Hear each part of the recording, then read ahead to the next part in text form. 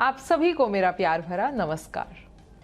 आज हम एक रोचक टूल यानी फ्रैक्शन सर्कल्स का प्रयोग जानेंगे जो भिन्नों को सरलता से समझाने में सहायक हैं। इस गतिविधि का उद्देश्य फ्रैक्शन सर्कल्स की सहायता से भिन्नों एवं दशमलव संख्या को दर्शाना, भिन्नों के बुनियादी जोड़ घटाव को समझना और उनकी तुलना करना है।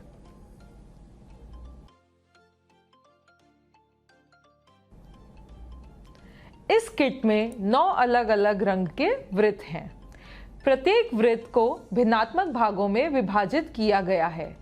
इन वृत्तों में एक पूर्ण, आधा, एक तिहाई, एक चौथाई, 1/5, 1/6, 1/8, 1/10 और 1/12 भाग शामिल हैं। सबसे पहले हम कक्षा में भिन्नों के बारे में बताएंगे, जिसमें हम विद्यार्थियों को यह समझाएंगे कि भिन्न वे संख्याएं होती हैं जो पूर्ण के एक भाग को दर्शाती हैं।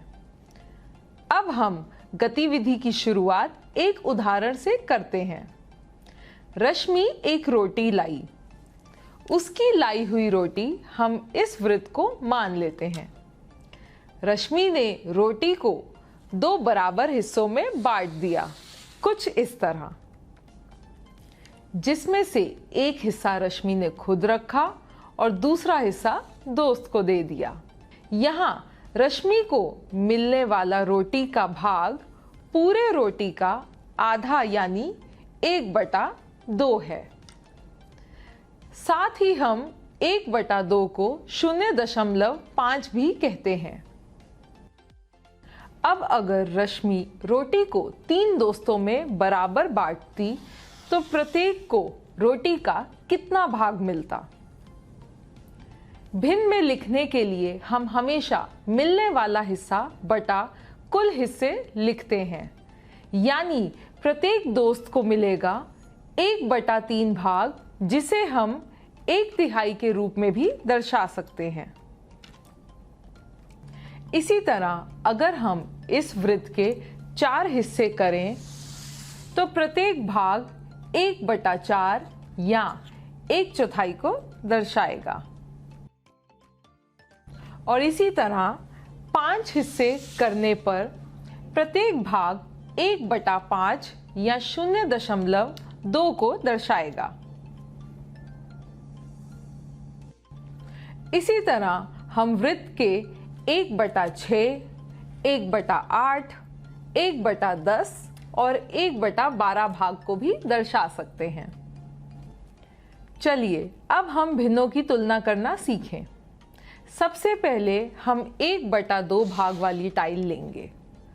उसके ऊपर 1/3 वाली टाइल को कुछ इस प्रकार रखेंगे। जैसे कि हम देख सकते हैं 1/2 भाग वाली टाइल बड़ी है। इसका मतलब 1/2 1/3 से बड़ा है। इस गतिविधि से हमने भिन्नों को दर्शाया है, साथ ही उनकी तुलना करना समझा है। आइए अब हम फ्रैक्शन सर्कल की सहायता से भिन्नों के जोड़ घटाव की अवधारणा पर चर्चा करें। इस वृत्त को हम 1 के रूप में मान रहे हैं। अब हम इसके विभिन्न भागों को एक एक करके जोड़ेंगे।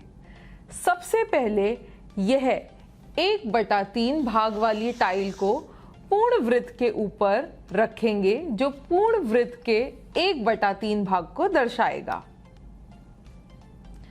अब दूसरे 1/3 भाग वाली टाइल को लेंगे और फिर से पूर्ण वृत्त के ऊपर इस तरह से रखेंगे। जैसे कि हम देख सकते हैं यह पूर्ण वृत्त के 2/3 भाग को दर्शा रहा है, यानी 1/3 जमा 1/3 बराबर 2/3 होता है। इसी तरह अब हम 1/4 भाग वाली टाइल को पूर्ण वृत्त के ऊपर रखेंगे, जो पूर्ण वृत्त के 1/4 भाग को दर्शाएगा, कुछ इस प्रकार। अब 1/4 भाग वाली 2 और टाइल को लेंगे और फिर से पूर्ण वृत्त के ऊपर कुछ इस प्रकार रखेंगे। जैसे कि हम देख सकते हैं, यह पूर्ण वृत्त के 3/4 भाग को दर्शा रहा है, यानी 1/4 जमा 2/4 बराबर 3/4 होता है। अब हम इन्हीं फ्रैक्शन सर्कल से घटाव की अवधारणा समझते हैं। सबसे पहले हम पूर्ण वृत्त को लेंगे, यानी 1 को लेंगे। मान लीजिए इसमें से हमें 2/5 को घटाना है। उसे दर्शाने के लिए हम 1/5 भाग वाली टाइल को इस तरह से रखेंगे कि वह पूर्ण वृत्त को ढक ले। अब उसमें से 2 टाइल्स यानी 2/5 भाग को हटाएं तो हमारे पास कितना भाग बचा?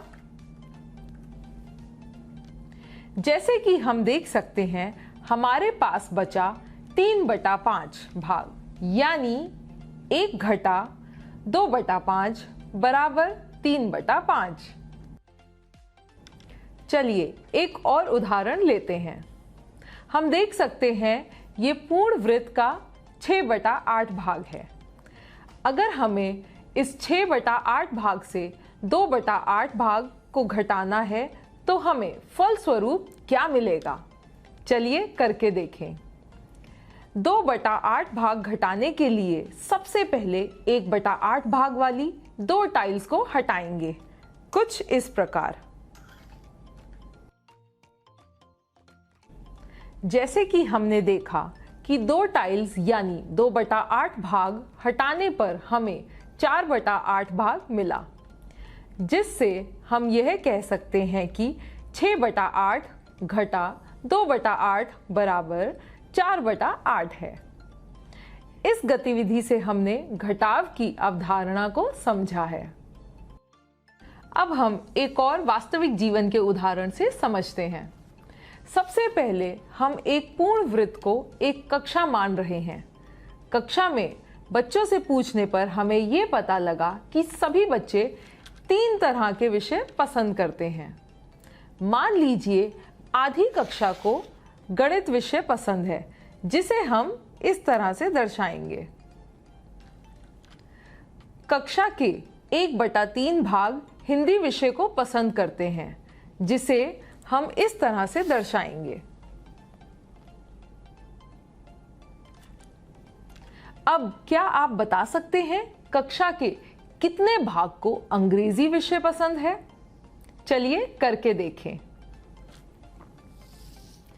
क्या यह 1/5 होगा? नहीं, यह तो बड़ा है।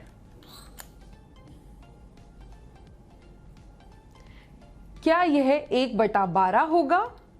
यह भी नहीं, अब यह छोटा है। क्या यह 1/6 होगा? जैसा कि हम देख सकते हैं, यह 1/6 इस वृत्त को पूरा कर रहा है, जिससे हमें यह पता चला कि कक्षा का 1/6 भाग अंग्रेजी विषय पसंद करता है।